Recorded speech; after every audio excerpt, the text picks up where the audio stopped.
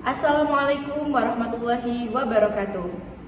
Kami dari kelompok 3 kelas ABT 2B akan menjelaskan mengenai alur kearsipan elektronik menggunakan sistem ODO pada PT Solusi Tools Semarang. Perkenalkan, saya Dwi Fajar Lestari, nomor presensi 8, dan rekan Saya Aiska Fairana Ramadhani, nomor presensi 02. Saya Mauna Turmailia, nomor presensi 15. Saya Putri Atika Sari, nomor presensi 21. Apakah kalian sebelumnya mengetahui mengenai PT Solusi Tools Semarang?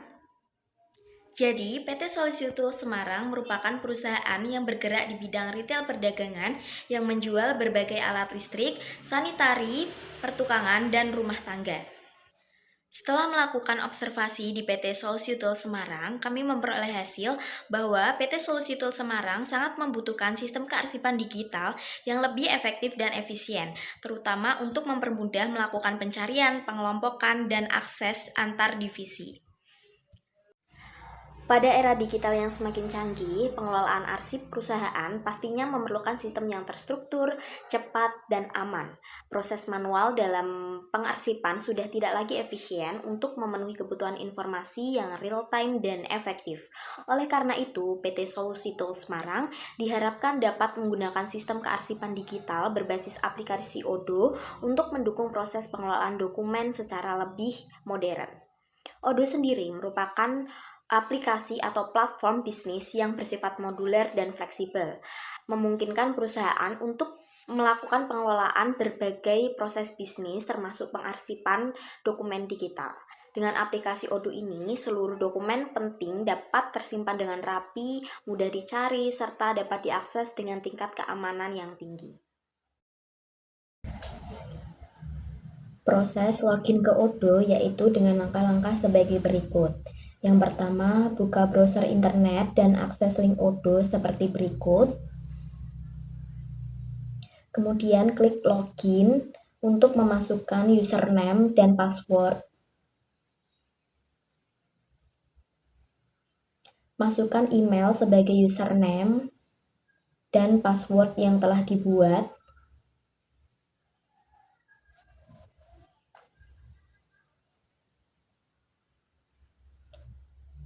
Setelah memasukkan username dan password, klik login atau masuk.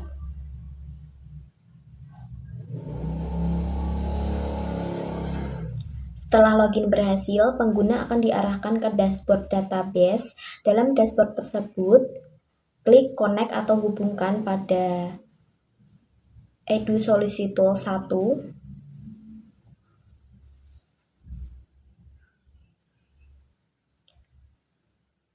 Setelah itu, kita masuk ke penambahan pengguna baru ke sistem dengan membuka modul settings atau pengaturan. Pada bagian invite new users, masukkan akun email pengguna ODO yang akan diundang atau ditambahkan. Misalnya seperti berikut.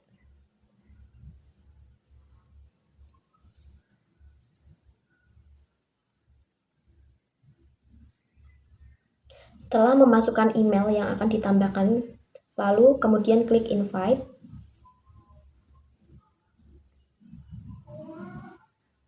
Setelah itu, email yang telah diundang atau ditambahkan akan mendapatkan notifikasi email untuk persetujuan.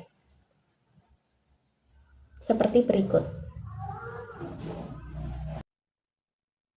Selanjutnya, saya akan menjelaskan mengenai pengaturan dan jenis hak akses di ODO. Cara untuk menentukan hak akses itu sendiri yaitu, pada tampilan dashboard di ODO, kita pilih modul settings, kemudian kita pilih menu user and companies, lalu kita pilih users. Nah, untuk menentukan pengaturan hak akses, kita bisa mengaturnya satu-satu.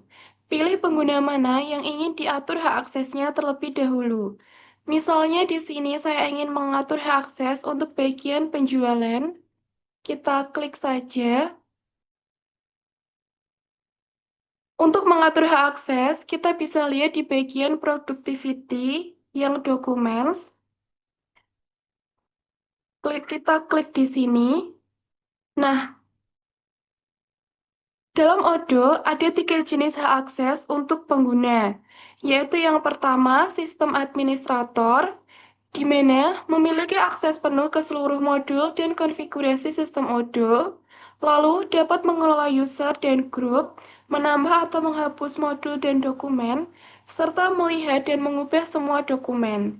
Kemudian yang kedua yaitu administrator, di mana memiliki akses penuh ke modul yang diaktifkan, dapat membuat folder, teks, kategori, dan juga menjadwalkan aktivitas pada dokumen, serta melihat seluruh isi dokumen dalam sistem. Kemudian yang ketiga, yaitu user. Untuk user sendiri, aksesnya terbatas sesuai izin dan peran yang ditetapkan oleh admin. Kemudian hanya bisa melihat dan mengelola dokumen pada folder yang diizinkan. Namun, tetap bisa mengunggah dan memberi teks dokumen, tapi hanya di folder yang telah ditentukan. Untuk hak akses pada bagian penjualan, saya memilih user. Lalu jika sudah, klik save atau simpan, atau klik pada icon awan dengan tanda panah ke atas, seperti ini. Nah, jika sudah, ini berarti pengaturan hak akses untuk bagian penjualan sebagai user sudah tersimpan. Kemudian, saya akan menjelaskan mengenai navigasi menu pada modul Documents di Odoo. Pada tampilan dashboard Odoo, kita pilih modul Documents. Pada tampilan utama, kita akan langsung dapat melihat daftar folder, subfolder, dan dokumen digital yang sudah diarsipkan sebelumnya. Di bagian kiri, untuk bagian My Drive, kita dapat melihat folder yang sudah kita buat sebelumnya berdasarkan divisi, misalnya keuangan, logistik atau gudang, pengadaan dan pembelian, penjualan, dan sumber daya manusia. Sedangkan untuk bagian tengah dan kanan, kita dapat melihat isi folder tersebut dalam bentuk file dokumen. Misalnya di bagian keuangan, untuk subfolder perpajakan. Nah, kita bisa melihat di sini isi folder dari folder keuangan untuk subfolder perpajakan dalam bentuk file dokumen. Modul Documents sangat berguna untuk membantu perusahaan dalam mengelola dokumen secara digital, sehingga akan lebih terstruktur, dapat cepat diakses, dan mudah dicari berdasarkan tag atau filter. Selanjutnya, saya akan menjelaskan mengenai prosedur penambahan folder dan subfolder sebagai tempat penyimpanan arsip. Untuk langkah-langkahnya, yaitu setelah kita masuk ke modul Documents, maka tampilannya akan seperti ini. Untuk penambahan folder, kita bisa pilih My Drive, lalu pilih New, kemudian kita klik icon folder. Nah, di sini kita bisa menambahkan folder yang kita inginkan. Misalnya, saya ingin menambahkan folder administrasi. Kita ketik saja.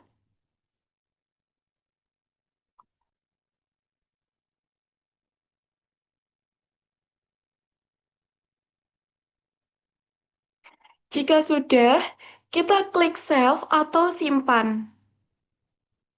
Nah, nama folder baru yang telah kita buat tadi sudah tersimpan dan akan muncul di bagian My Drive. Selanjutnya, untuk menambahkan subfolder, kita bisa pilih bagian folder mana yang ingin kita tambahkan subfoldernya. Misalnya, di sini saya ingin menambahkan subfolder untuk folder administrasi. Kita pilih folder administrasi, lalu kita pilih New, kemudian klik icon folder. Di sini, kita bisa ketik saja nama subfolder yang kita ingin tambahkan. Misalnya, saya ingin menambahkan subfolder dengan nama daftar inventaris.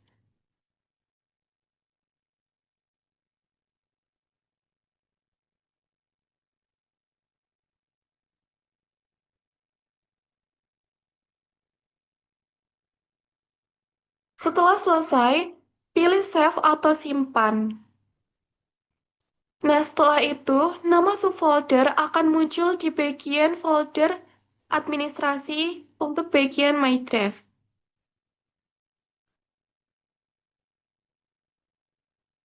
Sekian penjelasan dari saya. Terima kasih. Baik, di sini saya akan menjelaskan prosedur unggah dokumen ke arsip digital. Yang pertama yaitu klik tombol New di folder, kemudian pilih Upload, kemudian pilih dokumen dari perangkat, unggah file dokumen, tunggu proses upload hingga selesai seperti pada tampilan tersebut. Kemudian, pemberian label atau teks pada dokumen. Setelah mengunggah dokumen pada subfolder, ketuk bagian bawah dokumen tersebut pada pilihan tombol Action. Kemudian, pilih icon, info, and text sehingga muncul format seperti pada gambar. Pilih Add a Text, kemudian cari dan tambahkan label yang sesuai dengan dokumen. Apabila sudah membuat label atau teks, dapat melakukan pencarian pada Search More dan pilih label atau tag sesuai yang dibutuhkan. Apabila belum membuat label atau teks, dapat mengklik New dan tambahkan tag name dan color sesuai yang dibutuhkan. Seperti contoh berikut. Lalu pilih Save. Kemudian mengedit nama folder, subfolder, dan dokumen. Seperti contoh saya menggunakan dokumen tersebut. Pada daftar arsip, pilih folder, subfolder, atau dokumen yang ingin diedit. Ketuk bagian bawah dokumen dan klik tombol Action.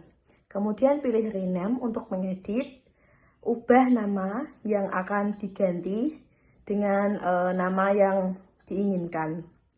Kemudian pilih Rename. Untuk selanjutnya, kita masuk ke bagian pemberian schedule and activity. Nah, untuk pertama, caranya kita masuk ke dokumen yang kita inginkan. Misalnya kita masuk ke dokumen perpajakan. Nah, setelah itu kita pilih dokumen yang akan kita berikan schedule atau aktivitas.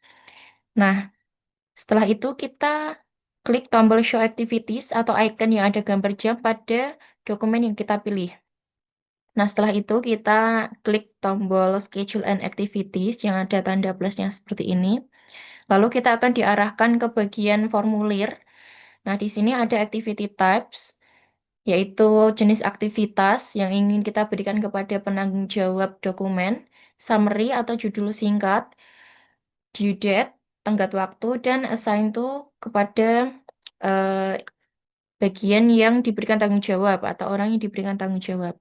Nah, contohnya yaitu activity types. Di sini ada email, call, meeting, inbox, request dokumen, to do, dan upload dokumen. Nah, misalnya kita akan memberikan aktivitas pada dokumen ini untuk diupload. Nah, kita bisa memberikan summary atau judul singkat berupa upload dokumen ke kepala keuangan.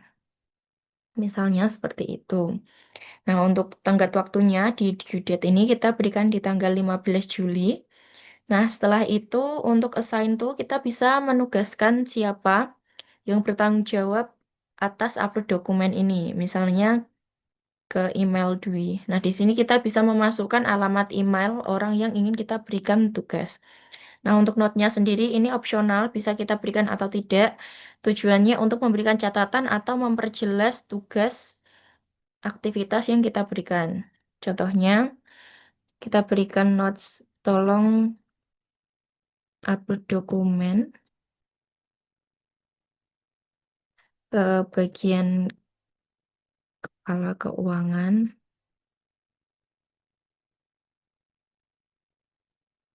Seperti ini. Nah, setelah itu bisa kita klik schedule untuk mengunggah schedule tersebut.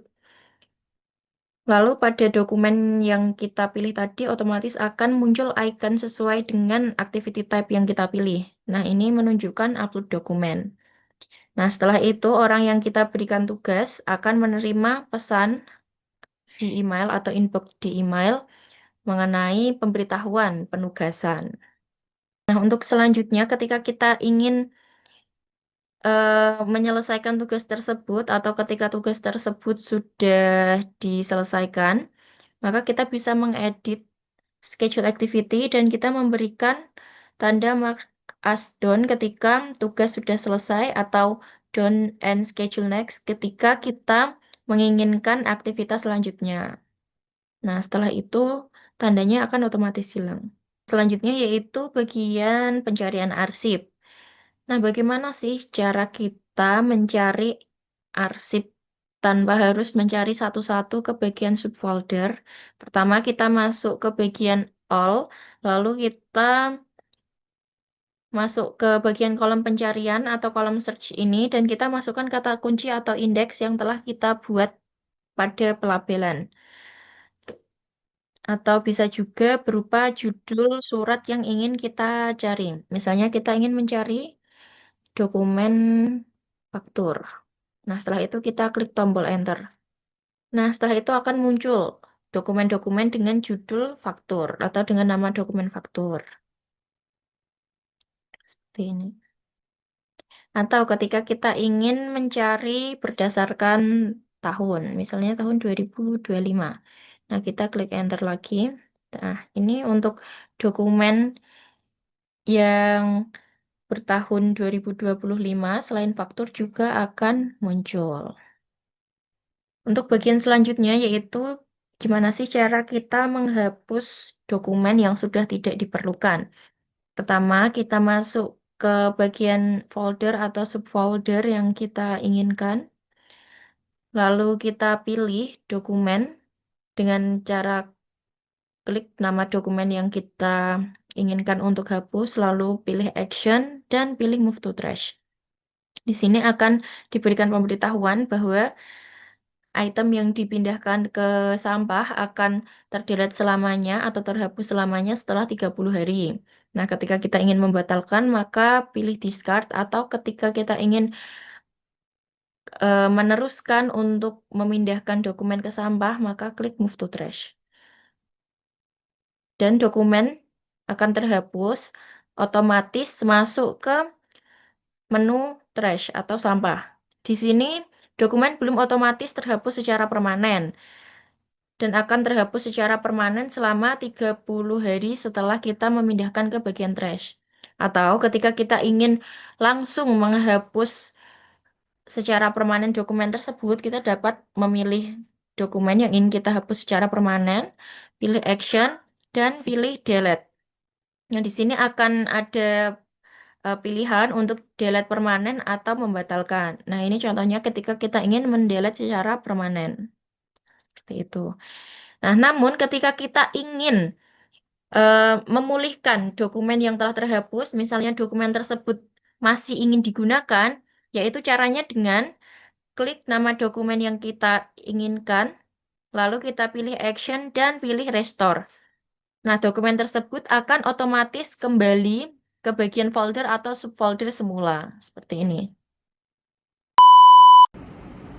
Sekian video penjelasan alur kearsipan elektronik dari kelompok kami. Mohon maaf apabila terdapat kesalahan dalam penyampaian.